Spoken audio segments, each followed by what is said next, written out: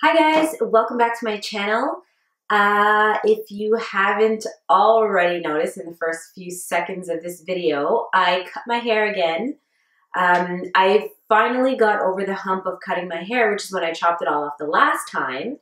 And so a lot of people were kind of asking me, how did you get the courage to go so short and different color and such a change? And I figured I got over the hump of cutting my hair the last time, so caution to the wind, let's do this. The other thing is that with going so light with this blonde look, I only wanted to do it with short hair because it can be extremely damaging to long hair.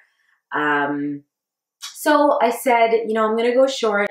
Let me just go with a really different color. I love it right now. I have a feeling I'm gonna get bored of this quickly only because there's only so much I can do with such little hair. I can't really tie it up, which is kind of a pain with going to the gym and stuff. But, I mean, I do love the style. I love the color, but it's definitely something that I think it'll wear off a little bit and then I'll want to grow it back, but we'll see. We'll see what happens. So anyway, I like it. Today I'm going to be talking about my February favorites. Now, I know I'm a little bit late on this, but I didn't really have that many new products, or actually I don't think I had any new products that I was crazy about in February. So I thought I would just talk about products that I've already had, and I may have actually mentioned a couple of them before, but I'm going to explain to you more why I love the products. So let's just jump right into my February favorites. And that's all. So the first thing I'm going to talk about is this brush from Real Techniques, and it is the contour brush. I've had this brush forever. I think one of my first videos was when I got the Real Technique brushes, which is before I had my room, before I had my proper camera. So I don't even know if you could see it properly, but this is one of the brushes that were in the kits, and it's the contour brush. I am in love with this brush right now. I change brushes all the time based on what I'm doing. Like, I mean, I've used, I don't know, 5 or 6 different type of brushes for contouring. This one, I'm on this one right now. I was using the NARS one for a while. I was using a MAC one for a while. I was using another MAC one for a while. I think there were more. But anyway, this is the one that I'm using right now, and I really love to get right into the hollows of my cheek with it. I use it for my temples and also my jawline. Right now, I'm kind of going crazy on contouring. Contouring is just my favorite thing to do right now. So you're definitely going to be getting a contouring video soon because I've changed up my technique again. I'm constantly changing my techniques with different parts of my face. Like sometimes I'll just change my technique with my eyes or my lips, or right now it's contouring. So I'm going to get to that to you soon.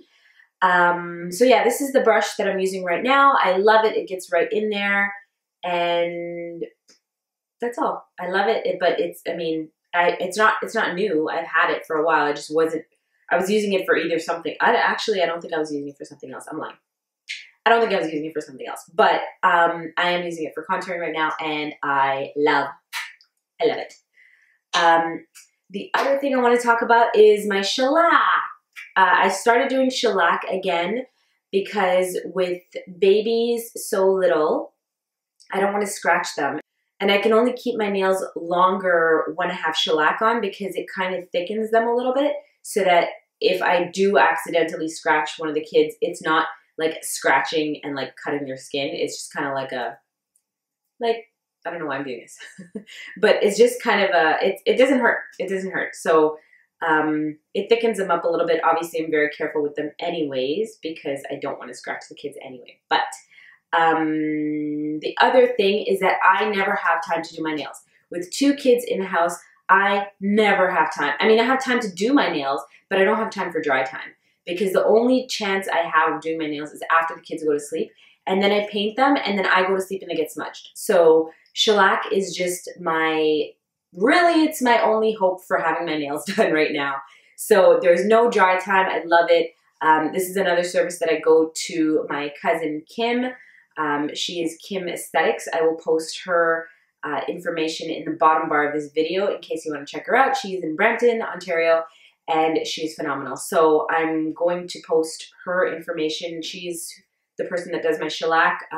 She also does my pedicures and any other aesthetics and stuff like that. So I'll post that for you guys. Shellac is my new best friend. The one thing I will say about shellac is that it's known to dehydrate your nails. It doesn't really do that to me very much, but a lot of people have come out with, well, you know, once you take the shellac off, there's peeling and stuff like that.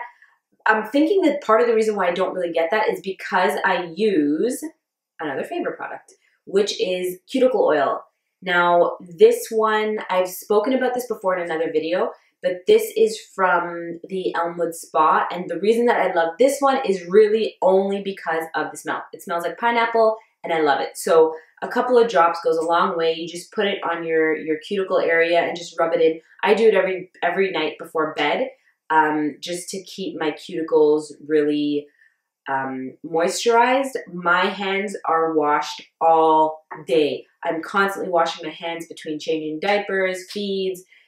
Like I said, just having two small babies in the house. I'm such a I'm a germaphobe as it is, but I'm such a stickler for clean hands with the kids. So I'm always washing my hands, which is always drying them out. I cream my hands throughout the day, but at nighttime I do like to use the cuticle oil to really get into my cuticles, and it helps the new nail grow out so that it's not constantly dehydrated from the shellac.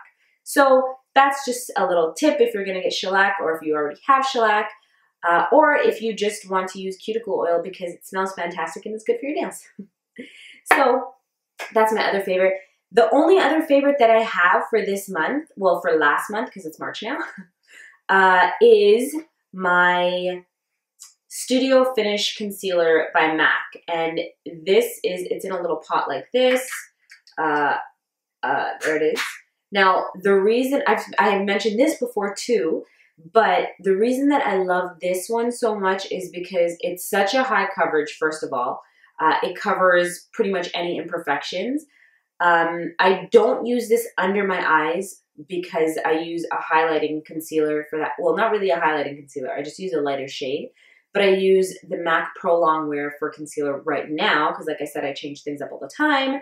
But I use that underneath my eyes just because it's not as creamy as this. This one, because it's so creamy, if I put it in any areas that fold, like I have that tiny little fold under here, it will crease. It will crease throughout the day. So I tend to not use this in any areas that will crease. If you're using this concealer on a more mature client, same thing. Anything, you know, anywhere where there's looser skin or it's, you know, laugh lines or anything like that, you're probably going to get some creasing with this.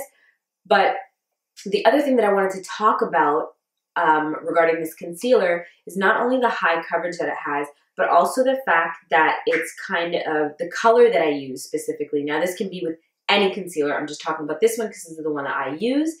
The color of it has like orange in it. So if you can see, I'm hoping that you can see the color properly, but it is an orange-based concealer. And I've had a few people ask me, and they're all darker complexions like myself. I've had a lot of people ask me, how do I cover darker either spots or under eye concealer or under eye bags or anything like that. And to cover anything darker where it's brown, like if I get a pimple and it scars, it will end up being like a brownie kind of color. So that needs to be colored with an orange-based concealer. So you can take an orange-based concealer like this, which is kind of similar to the color of my foundation and all that kind of stuff, and cover it up, and it usually just covers it right away. Or you can use an actual orange-based concealer. I don't have one handy right now, but MAC does make one. Actually, a lot of lines will make corrective concealers. There is, for lighter complexions, if you're trying to cover red, definitely go with a more yellow concealer. That's going to cover up the red, and then you can put whatever your natural color is on top, just to bring you back to your normal skin tone color. So the last time I mentioned this, I did not talk about the color and why I use it. I talked more about the fact that it's a high coverage concealer.